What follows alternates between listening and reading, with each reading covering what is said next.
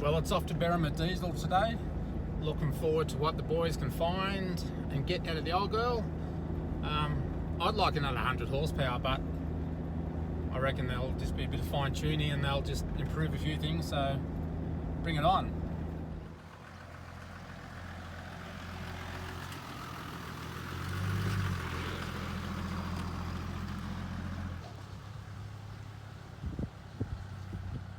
There's some cool old stuff around Berrima.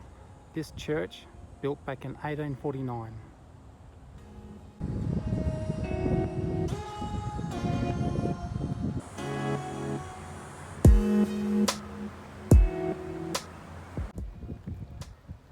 Being so old, these would be original pick marks from where the guys used picks or hammers and chisels to knock the stone into place.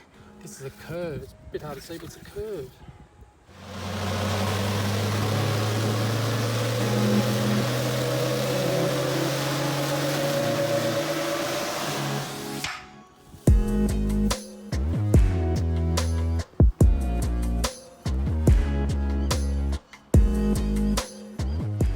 So how's that? The markings in the concrete, and 1857 the date in the sandstone. This is Lambie's Well. I'm at the back of Berrima. Come for a walk while my car's getting tuned with Berrima Diesel.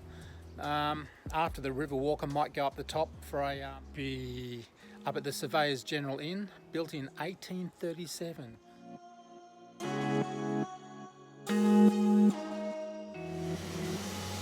Here at Berrima Diesel this morning, you can probably hear my car. They're doing a big tune over there.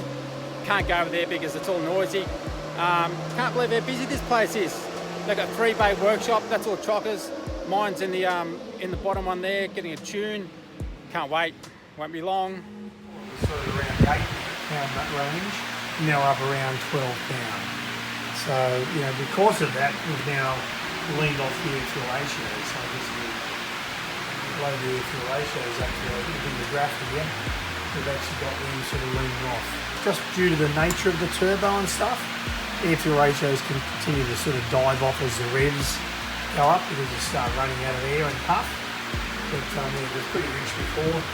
We were running down to the top end there about 19, 18 AFR to 1, and we're sort of about a point better now. We're up at probably about 2 or 3 PSI in boost. So that's all come up pretty good there. And power wise, just from doing those basic settings, about 10% to the range, only a tiny amount, but we actually run it leaner and cleaner and pick up about 10% right across the range, and torque maybe a little bit more just down low. So probably do a few just fine pump settings now, but the inhibiting factor usually ends up being with the 1H2Ts is probably the turbo. That you want to go more air again, so you can obviously get more fuel in and get more bangs for the happening in there. But that comes at the expense of everything being richer, and you just can't keep winding the boost up on those turbos. That's at a level where it should be now. So we've got a little bit of room to play in there with our air fuel ratios, and that'll be about it. Other than that being to safeguard for towing, we're talking our customers and like yourself, touring and towing all the time. You want to have safety built in. It's the primary thing really all the time. Okay.